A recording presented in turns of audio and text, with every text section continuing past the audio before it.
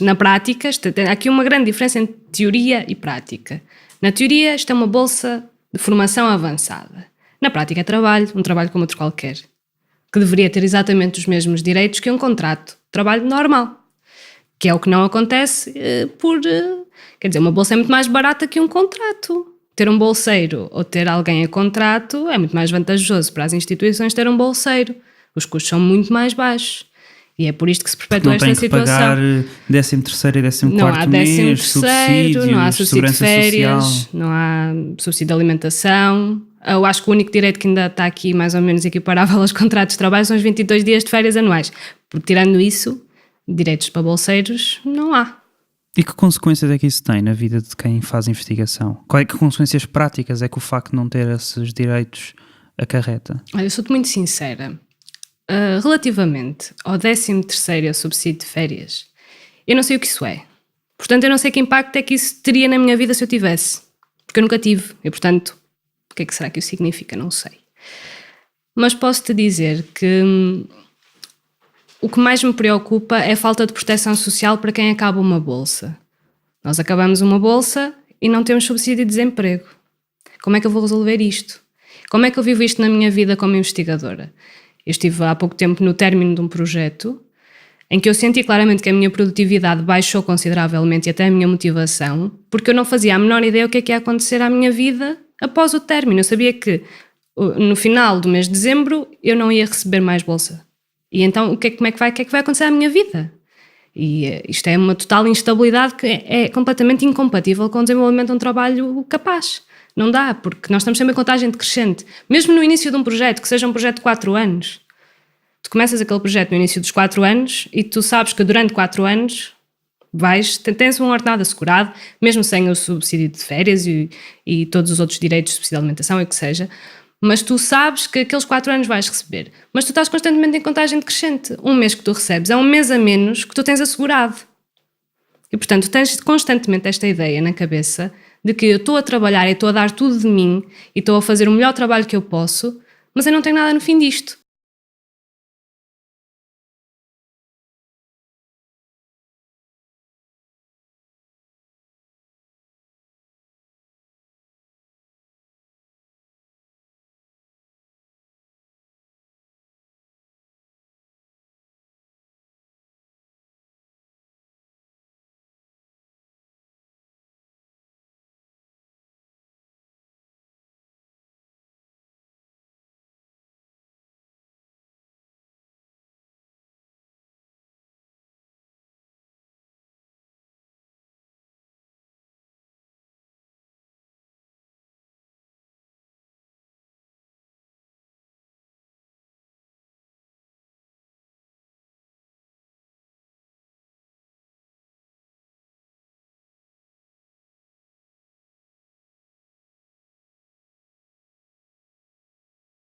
Há uma resistência enorme das universidades a integrar investigadores.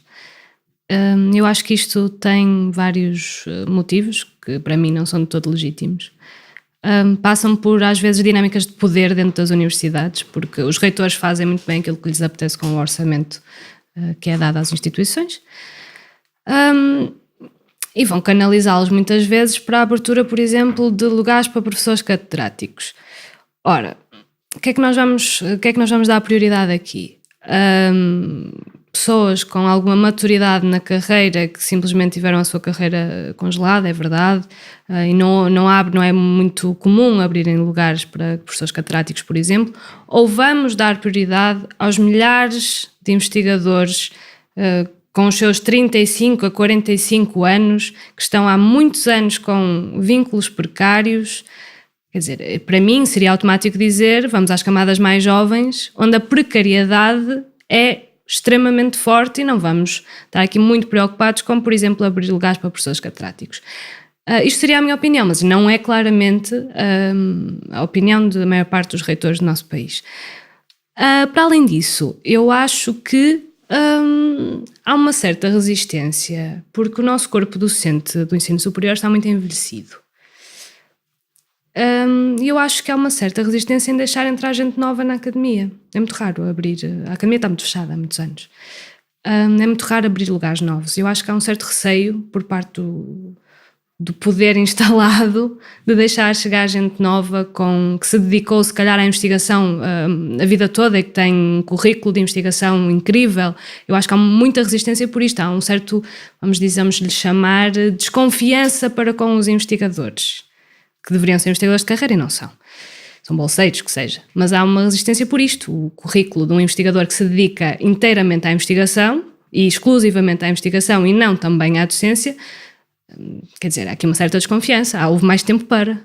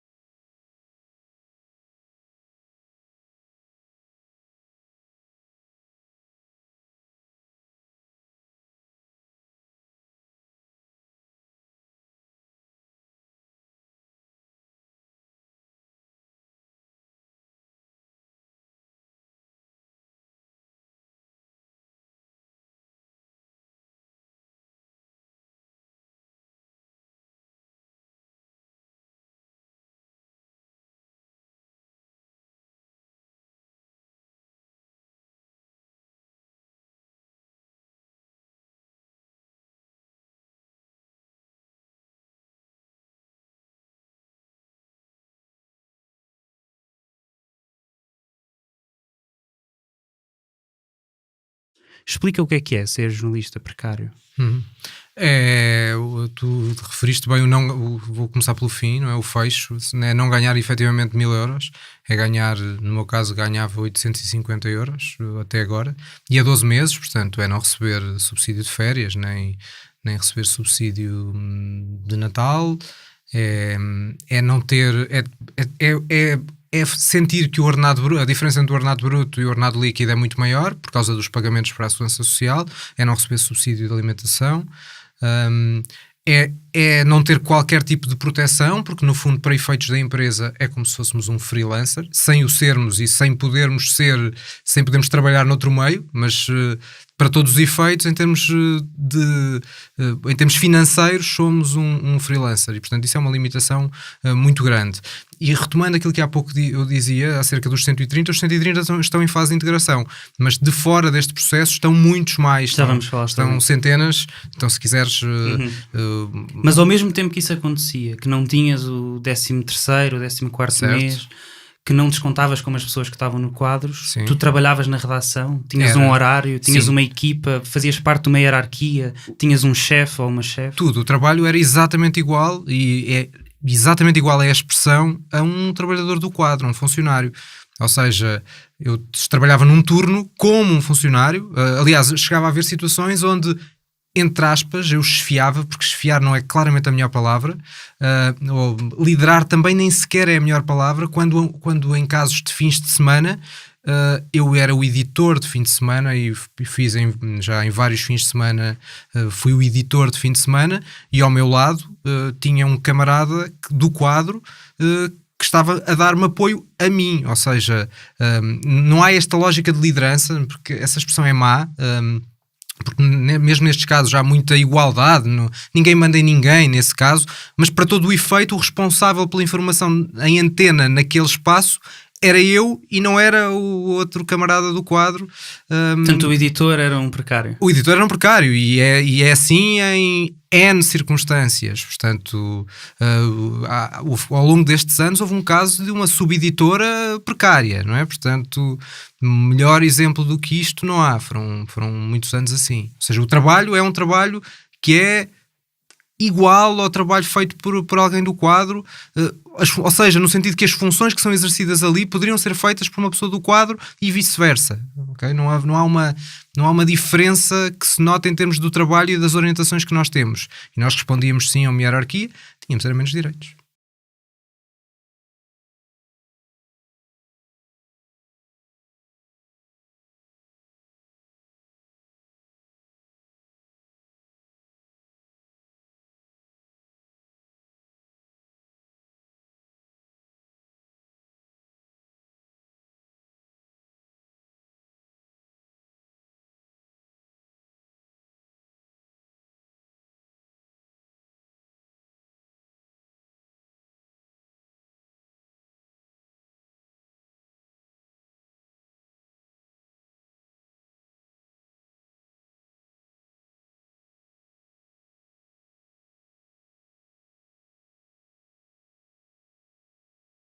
a luz ainda é menor para todos aqueles, e ainda foram alguns que entraram depois do PREVPAP, ou seja, ao longo deste processo, depois de maio de 2017, a empresa continua a contratar a recibos verdes. Deixa-me ler-te o comunicado do grupo de precários da RTP, citado pela agência Luz em novembro, onde se lê: existem ainda trabalhadores com falsos recibos verdes que entraram na empresa já depois do PREVPAP, alguns para substituir outros inscritos no programa de regularização de precários, que viram as horas de trabalho e remuneração reduzidas, para os quais a incerteza sobre o futuro é ainda maior. Como é que isto é possível? Que estejam a entrar novos precários à medida que a empresa, o Estado, a lei obriga também que os falsos recibos verdes sejam integrados, não é? Como é que isto acontece ao mesmo tempo e parece que é uma coisa normal? É uma boa pergunta. A tua perplexidade é também a minha, no sentido em que não é estranho como é que se faz um programa para regularizar situações que aparentemente são ilegais e por isso é que estão a ser regularizadas, enquanto essa aparente legalidade, essa alegada ilegalidade, continua, no sentido em que continuam a ser contratadas pessoas a recibos verdes depois disso. Eu tenho colegas meus na redação da Antena 1 que são precários, são recibos verdes, entraram a ganhar muito pouco, ainda menos do que eu. Para fazer o mesmo trabalho? Para fazer o mesmo trabalho, ou fazer alguns horários que ninguém quer fazer, e sem nenhuma perspectiva de integração a curto prazo, porque não há nenhuma perspectiva. Porque também já não vão a tempo de requererem a sua integração nos quadros, não é? Segundo o programa não, e porque também não veem da parte da administração um objetivo, porque a própria administração, aparentemente, e é dito de forma mais ou menos corrente, considera que a opção por recibos verdes é uma opção verdadeiramente legítima. E, portanto, tendo essa noção, e foi exatamente essa lógica que nos foi dita em novembro também por parte da administração, essas pessoas não têm grande perspectiva e são os casos mais preocupantes.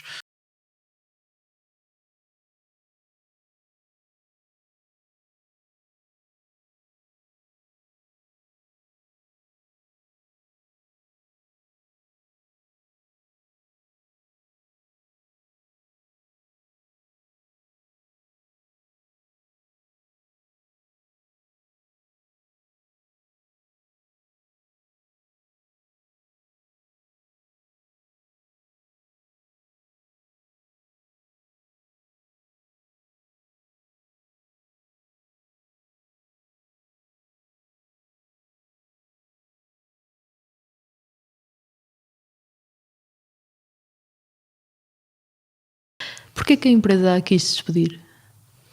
Não sei. Isso não sei o porquê. Disse que era extinção de posto de trabalho, que o meu posto tinha sido extinto. Ficou surpreendida na altura? Fiquei mesmo. Estava de baixa médica porquê? Porque andava a fazer fisioterapia às tendinites e a uma hérnia que tenho na coluna. Esses são problemas diagnosticados pela medicina no trabalho. É devido ao seu trabalho ao longo dos anos na cortiça. Mas alguma vez chegou ao longo deste processo, e isto já foi em 2016, a perceber o que é que levou a empresa a querer despedi-la? Encontra uma razão para isso? Não encontro razão. O que é que lhe foi dito? Que o meu trabalho o meu posto de trabalho tinha sido extinto e que não tinha um trabalho para mim. Simplesmente isso. E o seu posto de trabalho foi realmente extinto? Não.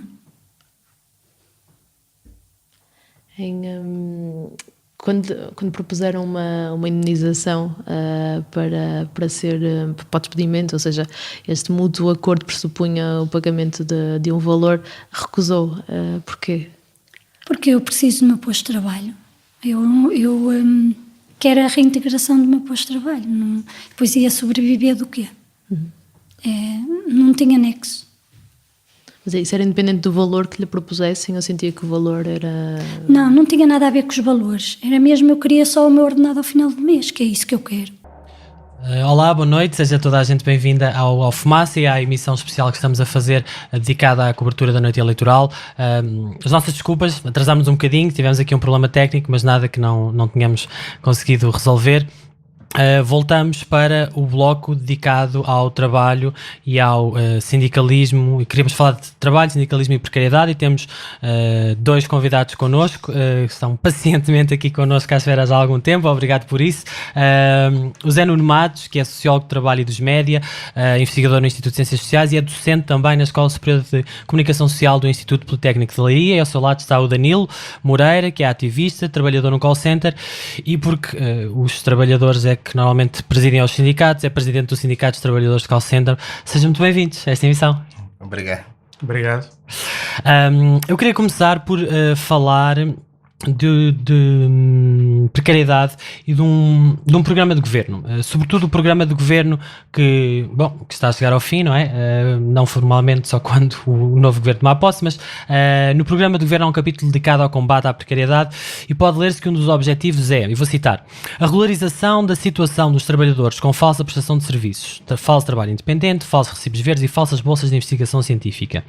E como este era um dos objetivos, criou-se um programa que é o PREV-PAP, o Programa de Regularização Extraordinária de Vínculos Precários na Administração Pública, um palavrão que está vertido na Lei 112 de 2017. Era suposto que este programa identificasse as pessoas que estavam a trabalhar a falsos recibos verdes para o Estado, sobretudo para as estruturas do Estado Central, as autarquias eram à parte e os professores também tinham uma legislação à parte, e que toda a implementação deste programa, vertida em lei, fosse terminado em 2018. A verdade é que isso não aconteceu. Neste momento, ainda na semana passada, há 24 de setembro, mais de 30 trabalhadores da RTP Porto se manifestaram à frente da sede do Conselho de Ministros porque têm divergências entre... há uma divergência de avaliação porque as avaliações são feitas por uma comissão bipartida, não é? Há representantes dos trabalhadores, há representantes do governo e eles é que decidem ou não se os casos concretos das pessoas que se candidataram dizendo eu sou um trabalhador precário, devia ter um vínculo regular, essas comissões é que decidem e portanto há divergências nessa interpretação. A minha pergunta é se, com os resultados que nós temos hoje, e os resultados dão uma clara vitória de esquerda e a precariedade, ou o fim da precariedade, o combate, é uma bandeira de todos os partidos que fizeram a solução da geringonça, se nós vamos poder, nos próximos 4 anos, e caso se desenhe uma solução parecida, ou pelo menos a maioria de esquerda no Parlamento, já não digo governo, consiga acabar com a precariedade no Estado.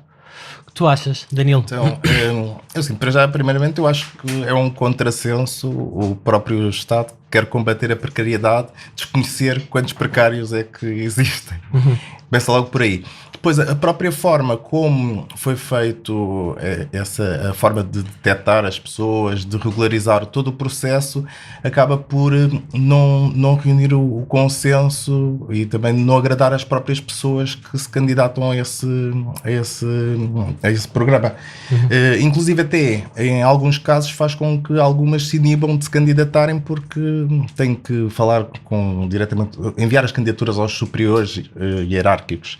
E então está um bocado promíscuo essa forma como foi feito todo o processo. Mas como é que poderia ter sido? É o seguinte, acho que ou seja, em termos das pessoas que se candidatarem, sim, devem se candidatar, mas a forma de enviarem para os responsáveis passar por um aval intermediário, ou seja, faz com que algumas possam ter sentido dissuadidas por questões de assédio, por outras questões e até mesmo não serem reunidas condições não pelo programa em si, mas por uma condição arbitrária de alguma pessoa que podia não ir com a cara de outra, literalmente. Pronto, embora tenha acompanhado alguns casos mais de próximo, inclusive sobre umas pessoas que não se conseguiram mesmo regularizar através desse programa e que ainda estavam indignadas e até chegaram a falar com um ou outro sindicato a pedir apoio, ou seja, devia ser o que eu quero dizer é que devia ser uma coisa, realmente, se eles queriam regularizar, a forma deveria não chegar ao ponto das pessoas que se querem candidatar estarem com tantas dificuldades e algumas restrições que até pediram apoio a um sindicato para auxiliar no tratamento. Mas isso fará algum sentido porque os sindicatos é que representavam e também podiam indicar pessoas, não era? Para essas comissões. Sim, mas a questão é que isso também revela um bocado a dificuldade, ou seja, devia ser um processo mais célere e mais transparente para que essa regularização não fosse tão de forma dificultuosa, mas sim uma forma ágil de resolver a situação. Claro. Zé, tu ainda isto é uma área que está na interseção daquilo que tu estudas, não é? Que é a precariedade e que é os média, sobretudo este caso da RTP.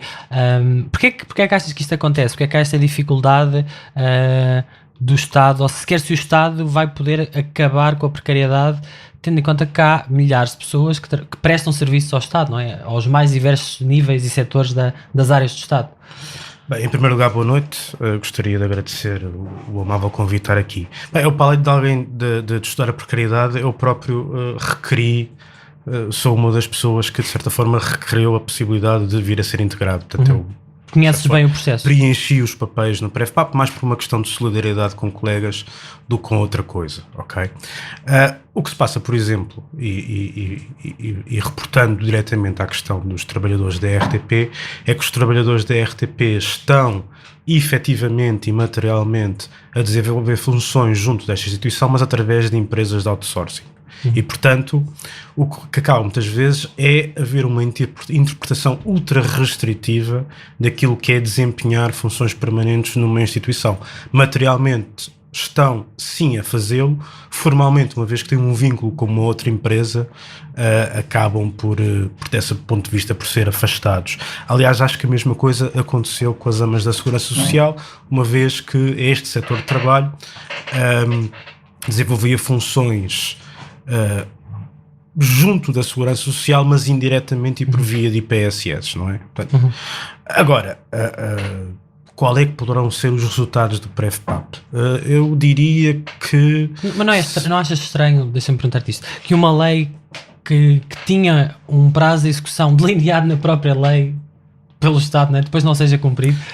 Não acho isso todo estranho, porque o que acontece muitas vezes em relação ou seja, a história da flexibilização do trabalho em Portugal é uma história que é muito feita deste tipo de ilegalidades e deste tipo de informalidades. Portanto, não me espanta minimamente. Porque, repara, há uns anos descobriu-se, por exemplo, que a Autoridade para as Condições do Trabalho tinha trabalhadores a recibos verdes. Portanto, a partir do momento em que isto acontece, claro, ao nível do Estado, muito pouca coisa me espanta. Pronto. Relativamente ao resultado do processo, outra coisa que se deve referir. Em alguns setores, como por exemplo no setor da ciência e ensino superior, há boicote por parte neste caso, do Conselho de Reitores. Portanto, a ideia de nós não temos dinheiro para integrar funcionários, por sua vez, a ideia de que este tipo de transformação de contratos precários e permanentes tem que pensar por concursos que devem ser as próprias universidades a fazê-lo e não, de certa forma, por uma imposição deste tipo de comissões, para uma espécie de reivindicação de autonomia, mas eu acho que tem mais a ver com razões financeiras. O que está a levar é que tenhamos pessoas que estão a ser escolhidas, por exemplo, pessoas que estão há anos a fazer investigação com bolsas, não é? Portanto, primeiro com uma bolsa de doutoramento, e existe uma questão na bolsa de doutoramento, o facto porque uma bolsa de doutoramento conduz à realização de uma tese de doutoramento, mas a verdade é que no meio se desenvolvem todo um conjunto de atividades de natureza científica, como a organização de conferências e produção de artigos que são materialmente investigação, depois passa para pós-doc, depois passa, por exemplo, para investigador FCT. A desculpa de não integração destas pessoas é o facto de estarem vinculados a projetos. Ora, toda a investigação, seja feita por trabalhadores permanentes, seja feita por trabalhadores precários, passa por projetos. Uma pessoa não estuda cebolas à segunda-feira, laranjas à terça e batatas à quarta, não é? Ou seja, existe uma especificidade e um tema que é desenvolvido com um fim à vista. E, portanto, ou seja, existe todo um conjunto de manobras que levam a que exista, a que se verifique uma exclusão, de facto, de pessoas que deveriam, mais uma vez, tendo em conta a sua situação material e não tanto formal, serem integradas. Mas tu fizeste e disseste que te candidataste ao PrefPap e fizeste essa experiência. Esperavas que, tendo em conta o governo e a formação do Parlamento, não é? A geringonça, o PS no governo, com o apoio parlamentar de 3 partidos. que fosse mais fácil dar concretização ao PrevPAP? Não necessariamente. Quando nós falamos do Partido Socialista, falamos de um partido que tem uma responsabilidade histórica no processo de precarização das relações laborais em Portugal. E, portanto... O que queres dizer com isso? Estou a falar, por exemplo, da introdução dos contratos a prazo no final dos anos 70, a princípio dos anos 80, que é por obra do Partido Socialista. Portanto, ou seja, o Partido Socialista não é de todo estranho a estes processos. Não é? E, portanto, desse ponto de vista, não me espanta minimamente. Eu, com isto não estou a dizer nem que é mau nem que é bom. Estou a apontar que neste processo o Partido Socialista sempre teve um papel bastante interveniente. E, portanto, desse ponto de vista, não me espanta. Espanta-me, se calhar, a postura algo tímida da parte da esquerda parlamentar. Isso espantou-me mais do que a vontade política do Partido Socialista neste tipo de processos.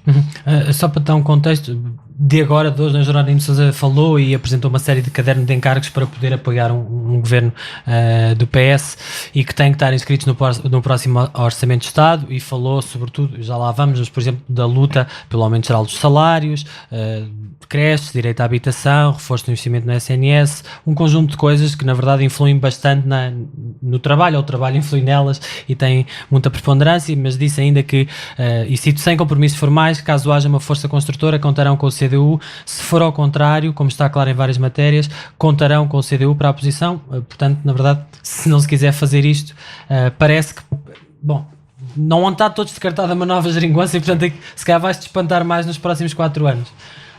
Se isso acontecer. E vai depender agora da formação da nova geringonça, não é? Se ela acontecer, não é? Se houver provavelmente vai haver uma nova geringonça, não é? Eu gostaria resta saber a composição. Eu gostaria de falar aqui, pegando numas palavras que o José falou, que é o seguinte: por exemplo, há bolsas de investigação que foram atribuídas e as pessoas estão em faculdades a fazer tarefas administrativas, ou seja, nem sequer chegam a fazer investigação. E o que acontece? Passam anos e anos nesta situação, depois não descontam para a Segurança Social, não descontam para o IRS, não têm direito a baixa. Que reformas é que poderão ter? Outra coisa também que eu gostaria de referir, e o José falou na questão das empresas de outsourcing, do próprio Estado. Também não podemos nos esquecer que foi durante esta legislatura que, para ter uma ideia, o call center da Segurança Social reabriu e foi adjudicado a uma empresa de trabalho temporário. E quando é um serviço que não deveria ser. E há outras formas também do próprio Estado ser conivente com a questão da precariedade. E aí já vou falar aqui de uma outra situação, que é o próprio CIADAP. Eu vejo um pouco... O CIADAP é o sistema de avaliação dos funcionários públicos, sim, não é? Que permite as progressões na carreira, sim. Eles são avaliados e através dessa pontuação que eles progridem na carreira. Exato. Algo que aconteceu com o descongelamento da progressão das carreiras. Já lá iremos.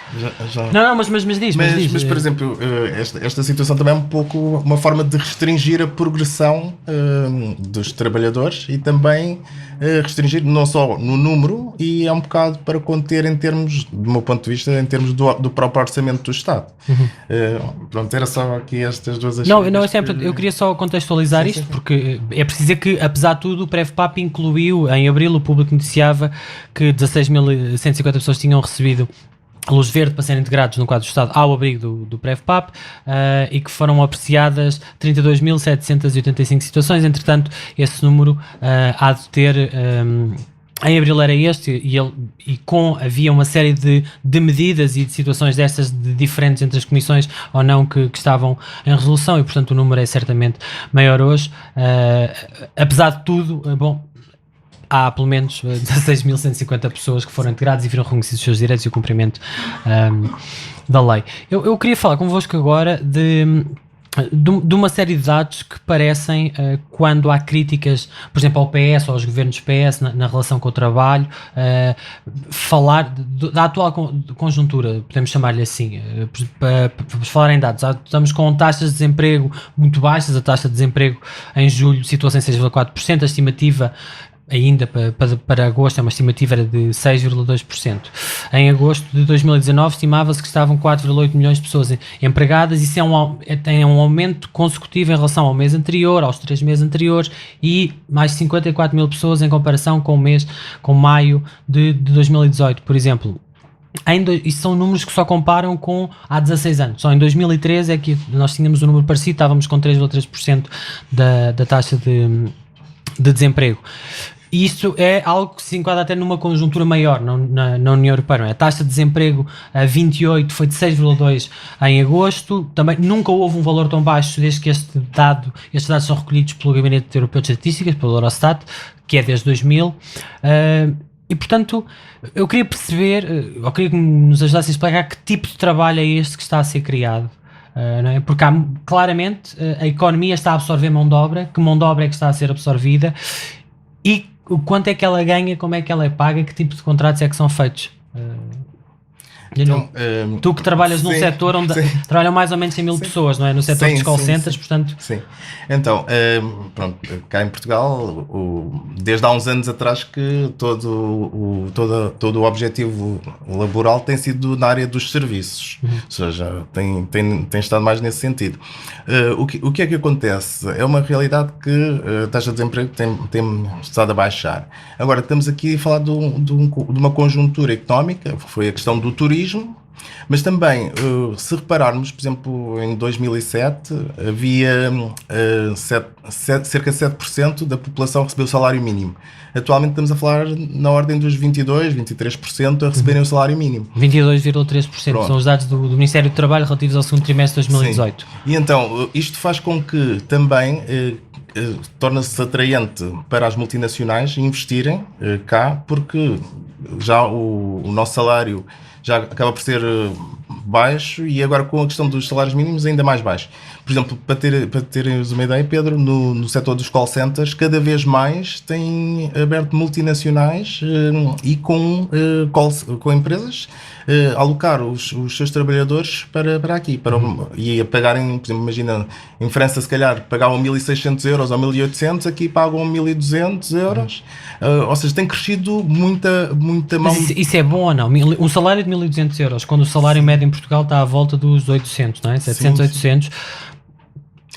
Em teoria poderia ser um bom significado para quem está cá em Portugal. Sim, mas, e receber esse salário. Mas isso estamos a falar de, por exemplo, imagina, estamos a falar de pessoas, por exemplo, franceses, por exemplo, que vêm para cá trabalhar meio em termos de Erasmus, do género, vou passar lá uma temporada a receber esses valores. E o que eu quero dizer é que este investimento, ou seja, por parte das multinacionais que têm vindo para cá, que ao fim e ao cabo, se estivessem a operar nos seus países, iam pagar muito mais, ou seja, para elas acaba por ser um ganho. Por outro lado, vendem Portugal como um sítio, vais lá, trabalhas, fazes festa e... Aquela conversa da comida é boa, ao surf e ao sol, sim, não é? Exatamente. E então, por um lado, acaba também por exemplo, no nosso caso, induzir a erro a média do setor, porque, por exemplo, os trabalhadores portugueses, na sua generalidade, recebem um ordenado mínimo, sem progressão salarial e com contratos maioritariamente através de empresas de trabalho temporário, outsourcing e renováveis, enfim. Isso acaba por deturpar um bocado a questão do aspecto da economia que está no âmbito de salutar. Por outro lado, há mais pessoas a trabalhar assim, mas a questão é que com mais pessoas a receber um ordenado mínimo, com a conjuntura da habitação, ou seja, tudo acaba por, no final, estamos com menor rendimento. Ou seja, embora o salário tenha aumentado, o salário mínimo, todos os impostos diretos, os custos de vida acabam por não ser compatíveis. Se calhar, por exemplo, há uns anos atrás a pessoa podia ganhar um pouco menos, mas conseguia fazer melhor face às despesas. Mas acho que tem a ver muito com a questão do turismo e são setores muito voláteis que têm dado um incremento. Zé, que trabalho é este? Como é que tu olhas? Alguns investigadores da Universidade de Coimbra, nomeadamente o Observatório da Crise das Alternativas, tiveram uma ideia importante que foi começar a analisar os novos contratos a partir de 2013, a partir da análise dos fundos de garantia e dos fundos de compensação de trabalho. E já desencontraram é que houve sim um aumento dos contratos permanentes e isso deve-se de certa forma, a conjuntura económica bastante positiva durante estes anos, nomeadamente deixa-me só dar o dado, em 2018 2016. Eram 3.165.000 portugueses que tinham um contrato permanente. Pronto. A grande parte do emprego criado durante esse período não foi permanente, foi temporário. Portanto, só os contratos a prazo são superiores a estes contratos permanentes. Portanto, o primeiro dado é, de 2013 a 2017, o emprego que foi criado foi maioritariamente temporário. Em segundo lugar, e uma coisa que um desses estudos ou um desses relatórios indica, é que mesmo os salários dos contratos permanentes está longe de ser um salário muito elevado. Estamos a falar de um salário que se situa entre os pouco mais de... Eu já não me lembro do valor, mas era entre os 750 e os 850 euros. E que, portanto, está longe de ultrapassar a barreira dos 1.000 euros, que hoje em dia se considera que, apesar de o salário mínimo ser de 600 euros, considera-se que 1.000 euros é um salário módico, não é? E, portanto, por outro lado, os setores, sim, hotelaria, turismo, e, portanto, setores... Eu não gosto da palavra do não qualificados. Posso dizer, é uma expressão que me irrita e eu acho que devia ser... abandonada, mas é verdade que tem o potencial de absorver mão de obra menos qualificada. Eu diria que é uma mão de obra mais intensiva, ok? Portanto, uma mão de obra mais intensiva, um tipo de trabalho mais standardizado. Muito bem. Por aí. Queria falar também, ainda bem que falaste nos estudos do Observatório sobre as crises alternativas do CES, o Centro de Estudos Sociais da Universidade de Coimbra. Eles fizeram um estudo também, o último estudo que lançaram falava de uma medida que na verdade não foi mexida, e a legislação laboral não foi mexida por este governo e essa maioria parlamentar desde que foi alterada pelo governo PSD-CDS e desde a Troika, que tem que ver com o pagamento das horas extraordinárias, ou, no fundo, quanto é que elas valem, quanto é que o corte que foi feito deixa de dar a quem trabalha e, portanto, fica nas mãos de quem contrata, não é? Portanto, a conclusão do novo estudo era a seguinte, que quase metade das horas extraordinárias realizadas em 2018 não tinham sido remuneradas. Portanto, ficaram por pagar aos trabalhadores cerca de 820 milhões de euros, revela esta análise que foi feita, e, portanto, isto significava que a totalidade das horas extraordinárias não pagas corresponde a 49,4% do total de trabalho suplementar realizado. Quer dizer que metade das horas extraordinárias não são pagas ao valor que deveriam ser e queria ler-vos um bocadinho mais, assim, porque é que isto aconteceu? E cito neste momento, o golpe final foi desferido a partir de agosto de 2012 no quadro das medidas de desvalorização interna adotadas desde 2010, nomeadamente no quadro do memorando de entendimento com a Troika, quando se cortou para metade as majorações de remuneração em trabalho suplementar e se eliminou o período de descanso compensatório por trabalho suplementar. A partir de então, a primeira hora de trabalho suplementar tornou-se mais barata em 2% que o custo do horário de trabalho, e agora façam parênteses, quer dizer que é mais barato trabalhar depois do horário formal do que trabalhar no horário formal, e as horas seguintes passaram a ter um muito ligeiro agravamento de 8%. Por outras palavras, além de reduzir o desincentivo à sua utilização, o novo quadro legal promete efetivamente o recurso a esta modalidade de trabalho. Porquê é que, se isto é tão claro como foi identificado, não foi mexido? Porque é que não houve força? Se havia uma maioria de esquerda, porque é que não houve força para repor, por exemplo, os valores que estavam anteriormente, ou uma outra coisa que foi mexida e não mudou, a compensação por despedimento, não é? Que agora é de 12 dias de retribuição base e de oportunidades, mas antes era de 20. Por que é que isto não mudou? Podes começar aí. Em primeiro lugar, não foi só isso que não mudou. Acho que outra coisa que não mudou e que, na minha opinião, é tão grave quanto foram as indemnizações por despedimento. Sim, foram essas, não é? Que eram de 20 dias. Exatamente, 20 e passaram dias, a 12. É mais barato despedir-se alguém que tem um contrato permanente, e eu acho que a longo prazo esse é um dos principais objetivos finais do processo de flexibilização. Ou seja, isto porque... Mas de quem? Quando diz objetivos, são de quem? Não, por parte, por exemplo, das associações empresariais ou associações industriais, não é? Okay. E por parte, se calhar, de uma direita política, ou centro-direita, como quiseres. E, portanto, isso, e repara que, mais uma vez, o Governo não mexeu. O Governo, eu acho que em termos de código de trabalho, em termos de mudanças de trabalho, o Governo comprometeu-se um bocado com uma espécie de agente duplo. Ou seja, se por um lado negociava com o Bloco de Esquerda e com o PCP e assinou realmente um plano contra a precariedade com o Bloco de Esquerda, e houve algumas medidas positivas neste âmbito. Estou a falar, por exemplo... É daí que vem o PREV-PAP, não é? PREV-PAP, a questão dos descontos dos trabalhadores a recibo verde, não é? Portanto, uma certa regularização dessas condições, uma limitação dos períodos de vigência dos contratos de trabalho a termo certo. Pronto. Por outro lado, parece que houve toda uma política de contrapartidas que depois foi negociada em âmbito de concertação social com o GT e com o GTP e com as confederações patronais. E que foi assinado, penso que não por unanimidade, mas que que resultou de uma decisão. Pela CGTP não foi de certeza. Pela CGTP não foi de certeza, sim. Isso lembro. Acho que foi pelas outras. Não sei até que ponto, não me recordo neste momento se o UGT chegou a assinar. Assinou. O que também não é propriamente de espanto. E que prevê, por exemplo, o aumento do período de vigência dos contratos de curta duração. E que são, inclusivamente, contratos orais, não são contratos assinados. Portanto, era algo que durava 15 dias, passa a durar 35 dias, e era algo que se limitava à agricultura e a eventos turísticos e que se passa a alargar a toda a economia. Tu estás a falar, só para contextualizar, das alterações que foram feitas agora nós estávamos a falar das que não mudaram. Mas com base nesse acordo de concertação social. O Código de Trabalho foi alterado, mudou em julho e mudou com os votos favoráveis do PS, a abstenção do PSD e do CDS e, portanto, passou, toda a esquerda votou contra, mas não tinha número suficiente para bloquear a lei, e a verdade é que desde 1 de outubro que nós temos medidas como essa, por exemplo, de 15 para 35 dias, os contratos de curta duração que valem para todo o lado agora, neste momento. Portanto, já não é contratar alguém para me ajudar a fazer vindima. Exato. É em todas as áreas da atividade económica. Paralelamente a isso, também houve a questão do período experimental para primeiros empregos de contratos permanentes, não é? Ou seja, que passou para, se não me engano, 180 dias. Sim. Ok. E sendo que aí importa ter em conta o que é o primeiro emprego, não é? Porque, por exemplo, se alguém fizer um estágio curricular e depois um estágio profissional, eu não sei até que... E se mudar de empresa, continua a ser alguém que nunca teve o seu primeiro emprego, que é um bocado paradoxal. O que está na lei, não é? É que o estágio conta como o tempo de... Se for na mesma empresa. Se for da mesma empresa. Também. Isto, se saltar de empresa já para não quem é. nos vê e ouve, do período experimental, estamos a falar de quando alguém é contratado, poder estar à experiência, como se diz comumente, não é? E esse período foi alargado agora para os 180 dias, não é? Para os 6 meses, ou seja, em vez de ser para 3. Só para concluir, que era o que estava. Isto parece meio paradoxal, porque ao mesmo tempo que nos contratos se limita o período de vigência, noutros contratos se aumenta. Portanto, parece haver aqui uma política de contrapartidas, que é agradar à esquerda, agradar às associações patronais. Não é? Talvez não seja estranho que o PS se autoqualifique como partido de charneira, precisamente.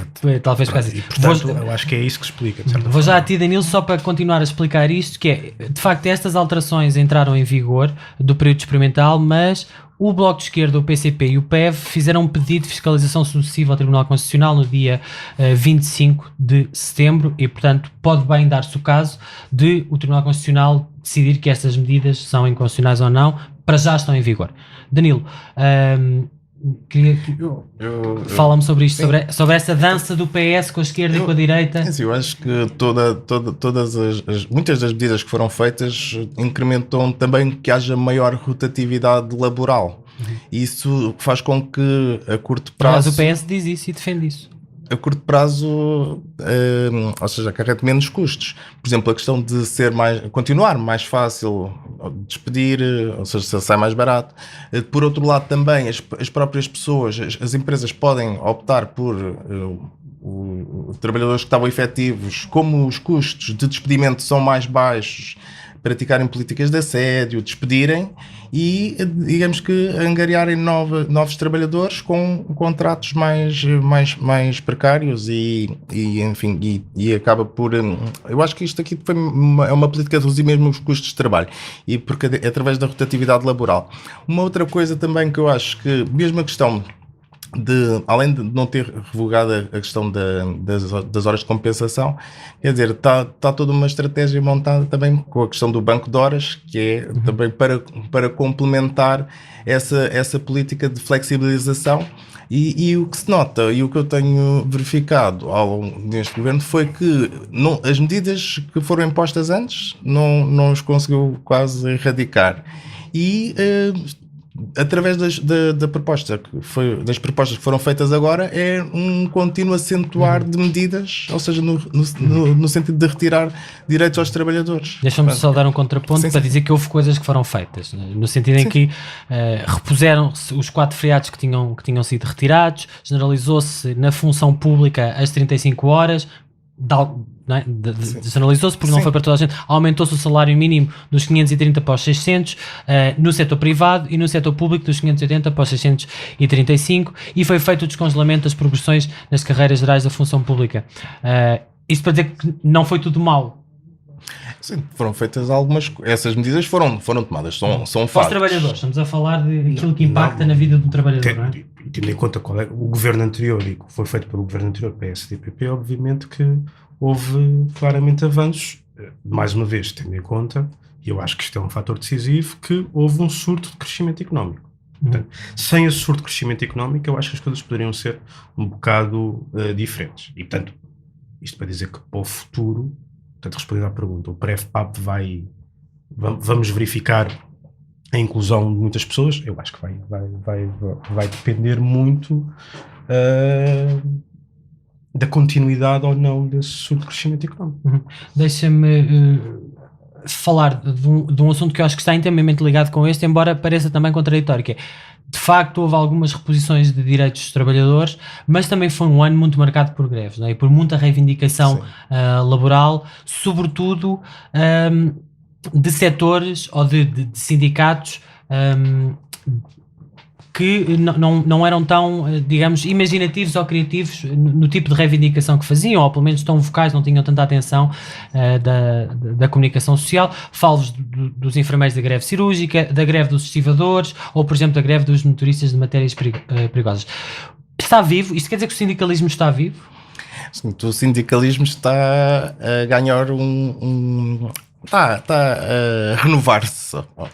E o surgimento, aliás, nos últimos anos surgiram cerca de 52 sindicatos. Sim, desde 2011. E a maior parte deles foi fora das estruturas sindicais, das centrais. Só 5 é que estão ou na CGTP ou na UGT, foi um levantamento do Jornal de Negócios. Eu encaro isto de uma forma bastante positiva, porque alguns deles, aliás, inclusive o nosso sindicato surgiu também é bastante recente, não é? Sim, surgiu há 5 anos e é também um sindicato fora das estruturas sindicais. Não é porque nos nossos locais de trabalho não existiam já sindicatos. A questão é que algumas medidas mais conservadoras não eram tomadas e nós sentimos mesmo necessidade de avançarmos para lutas às vezes mais fora da caixa, entre aspas, e eu acho que tem criado aqui uma dinâmica bastante interessante. Por exemplo, o próprio sindicato de todos os professores, acho que ao ter surgido fez com que... Stop, não é? O Stop, exato. Fez com que todos os sindicatos existentes na área dos professores também começassem ali a ganhar outra dinâmica de lutas para acompanhar e complementar. Também, por exemplo, no caso dos motoristas das matérias perigosas, em pouco tempo conseguiram reunir uma série de associados, conseguiram uma mobilização brutal. Ou seja, o dos estivadores também tem feito aí lutas bastante aguerridos. É verdade que se olharmos para esses 4 casos, não é? Professores com o Stop, matérias perigosas, os estivadores e os enfermeiros. Os estivadores foi aquele que de facto ganhou o que havia para ganhar, fez uma luta e conseguiu que o seu caderno reivindicativo fosse aplicado, não é? Mas Zé, deixa-me só perguntar ao Zé uma coisa, isso parecem boas notícias, mas a verdade é que nós só há 8,3% de trabalhadores sindicalizados em Portugal. Os dados são de 2006 e constam do livro verde sobre as relações laborais, que é feito pelo Ministério do Trabalho e da Solidariedade Social. Este número está a descer em 2011, desde 2011 que a taxa de sindicalização recua, em 2010 era de 10,6%, em 2013 era de 9,9% e agora estamos no 8,3%. Isto não pode querer mascarar uma tendência geral para uma atomização das relações de trabalho, ou seja, há 3 ou 4 sindicatos que até conseguem, mas a generalidade das pessoas não tem representação sindical e não está sindicalizada, ou não quer? Em primeiro lugar, respondendo a uma pergunta, tu disseste muito bem que o sindicato dos estivadores de todos foi o que teve, se calhar, o maior sucesso. Não é por acaso. O sindicato dos estivadores está organizado a nível transnacional. Ok.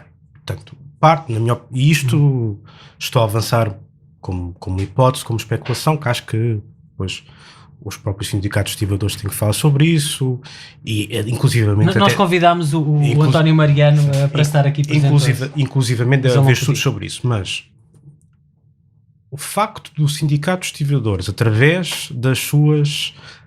o facto de estar organizado numa confederação internacional, consegue garantir por exemplo, que um navio que é carregado por trabalhadores que estão de certa forma, que são fura-greves, digamos assim, que depois não é descarregado num porto onde existam filiados dessa Confederação Internacional. E, portanto, ou seja, a partir do momento em que hoje em dia as empresas se organizam a nível transnacional, as tais multinacionais que o Danilo falava há bocado, a resposta sindical tem que ser eminentemente transnacional. E, na minha opinião, parte do motivo pelo qual o Sindicato dos Estivadores tem sucesso é por causa disso. Mas deixa-me fazer um contexto. Diga. Isso não é porque trabalham e têm uma atividade económica muito específica e que permite, de facto, fazer esse jogo internacional. Como é que tu farias isso com enfermeiros? Não é porque os enfermeiros cá fazem greve que os de fora, não é? Como é que... Em primeiro lugar... Pergunto se há uma especificidade do trabalho que têm.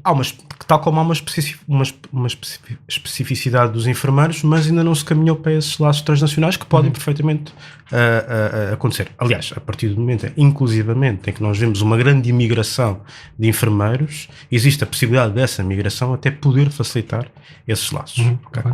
Em segundo lugar, o que acontece com os estivadores e, ao mesmo tempo, com os motoristas de matérias perigosas é o reconhecimento da importância que estes trabalhadores e que esta toda atividade têm no funcionamento da economia global, ao ponto de termos dezenas ou centenas de pessoas que conseguem bloquear toda uma economia. E, portanto, parte do que acontece, quer com os estivadores, quer com os sindicatos dos motoristas, é o reconhecimento de uma importância. Nós temos uma importância, nós somos fulcrais e, portanto, exigimos um tratamento que seja compatível com essa importância e que seja traduzido em salários e outro tipo de condições. Pronto. Outra das coisas que é curiosa neste tipo de setores é a importância fulcral das horas extraordinárias. Ao ponto de, no caso dos estivadores, e isto, eu nunca tinha ouvido falar disto, existirem fixação de serviços mínimos às horas extraordinárias. O que me leva a perguntar, então, mas a intervenção do governo não tem que ser prévia? A partir do momento em que o horário normal não funciona e não consegue assegurar necessidades que são, por definição jurídica dos serviços mínimos, têm que ser necessidades imperativas. Não é?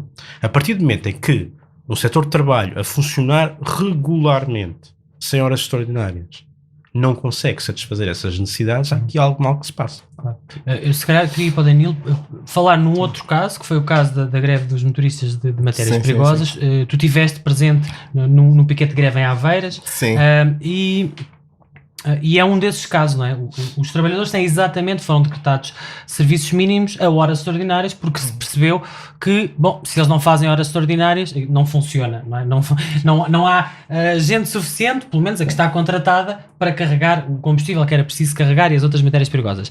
E eu queria partir dessa ideia, que é comum, para falar não é o líder, mas foi a pessoa que ficou como cara daquele protesto, que é o Pedro Pardal Henriques, porque ele, depois dessa greve e da greve anterior que já tinha acontecido, e de se ter anunciado como até representante de outros sindicatos, não sendo trabalhador nenhuma dessas áreas, anunciou uma candidatura como cabeça de lista por Lisboa por um partido político, o PDR. Isto não quer dizer que é fácil instrumentalizar os trabalhadores ou que a criação de novos sindicatos pode permitir que alguém se aproveite dos trabalhadores para agendas pessoais, políticas, como esta que aconteceu com o Pedro Pardal Henriques? É o seguinte, eu discordo.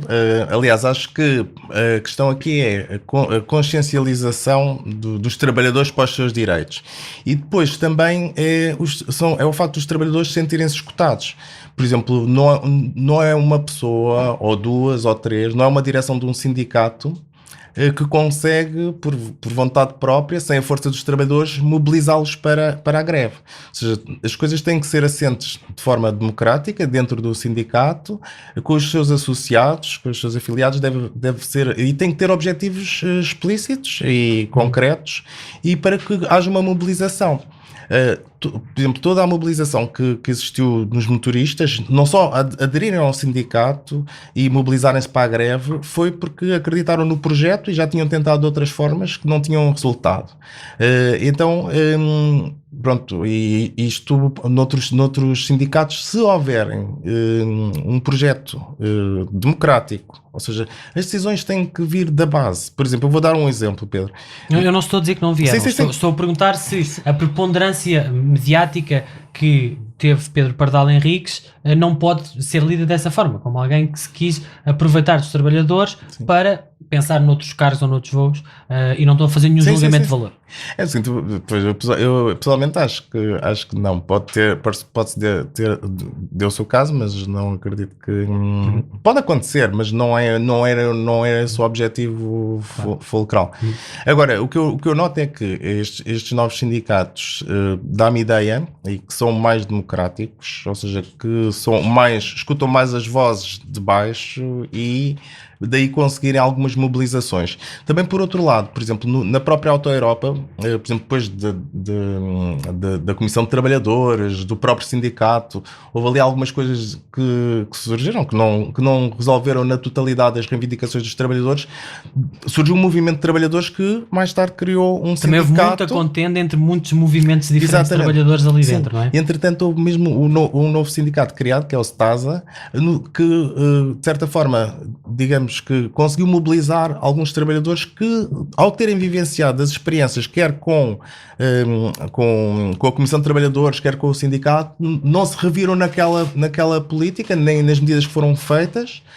Não estou a criticar o teor das medidas, mas a verdade é que despoltou a criação de um novo sindicato para mobilizar. Agora, uma coisa que eu acho que era importante aqui frisar, que é o seguinte, por exemplo, em termos da questão sindical e mesmo das políticas do governo, eu queria só deixar aqui 2 pontos sobre os 4 anos, que foi, não houve a revogação da caducidade da contratação coletiva. Ou seja, isto é gravíssimo. Isto põe os sindicatos... Tens que explicar o que é que isso é para quem está menos familiarizado.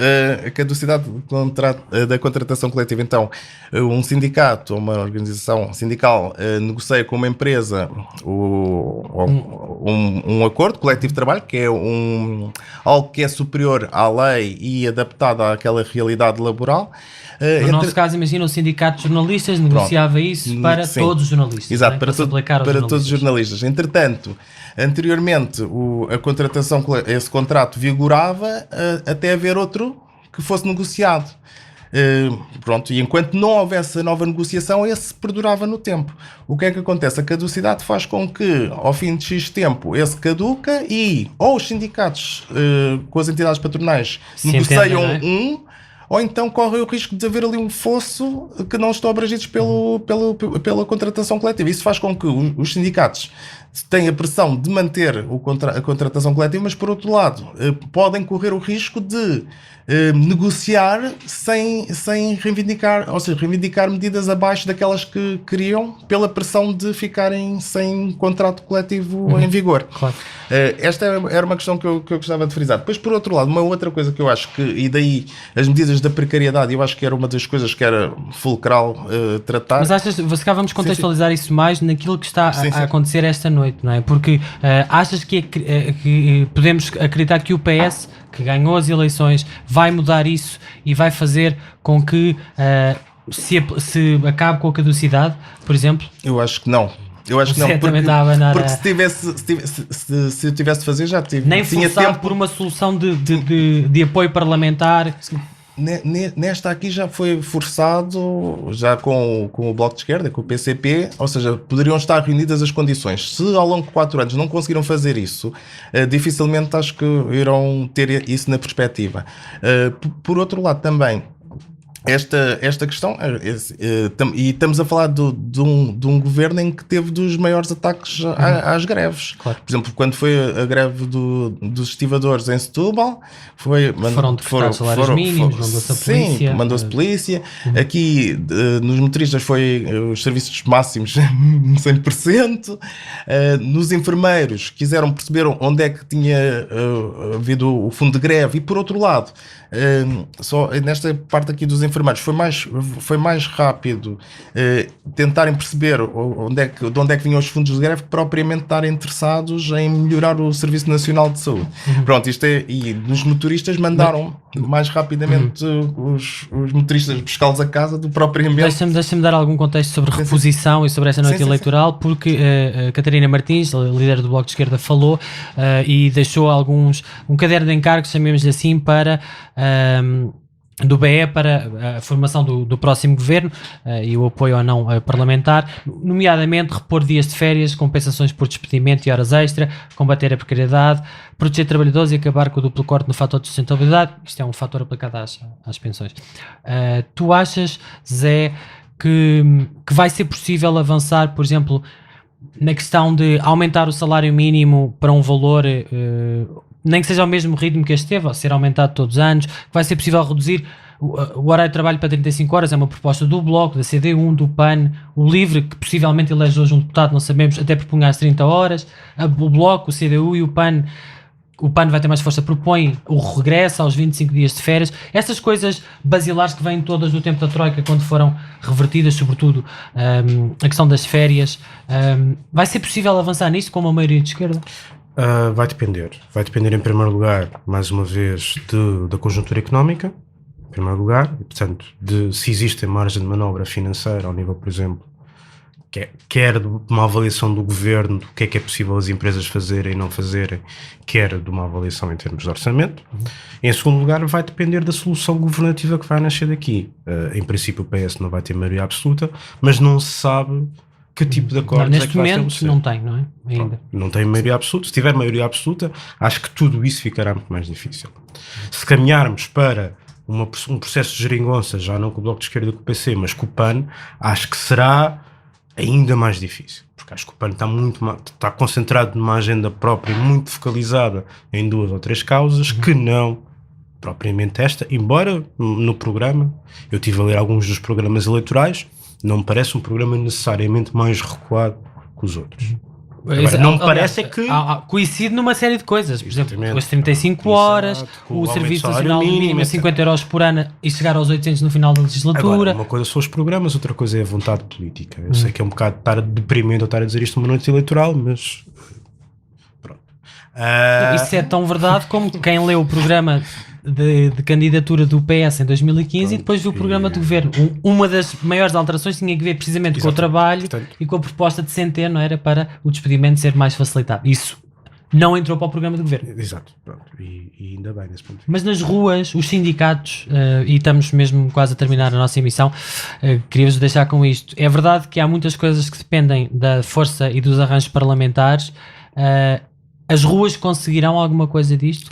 Os trabalhadores precários, estes novos sindicatos, os antigos, seja a CGTP ou o GT, de alguma forma puxando as suas bases, e talvez seja de acreditar que a CGTP se tornará bastante mais interventiva, tendo em conta que o PCP teve um resultado nada positivo, para não dizer mesmo muito mau, e portanto talvez era pelo menos uma acomodação, uma certa suavidade que houve da CGTP durante estes 4 anos em termos laborais. Muda alguma coisa?